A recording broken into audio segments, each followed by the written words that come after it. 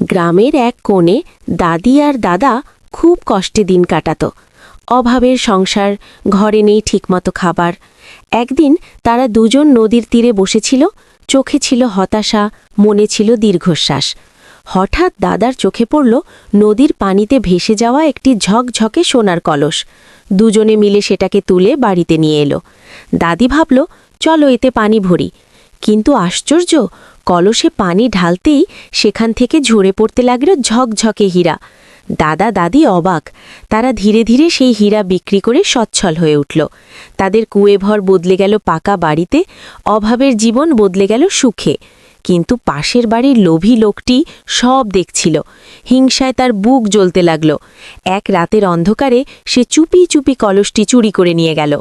সে মনে মনে হাসতে লাগল, এবার আমিই হব ধনী। কিন্তু কলসে পানি ঢালতেই হীরার বদলে বের হতে লাগল অসংখ্য পোকামাকড়। ঘর ভরে গেল দুর্গন্ধ আর বিশৃঙ্খলায়। লোকটি বুঝল, এই কলস ছিল ভাগ্য আর সৎ হৃদয়ের পুরস্কার।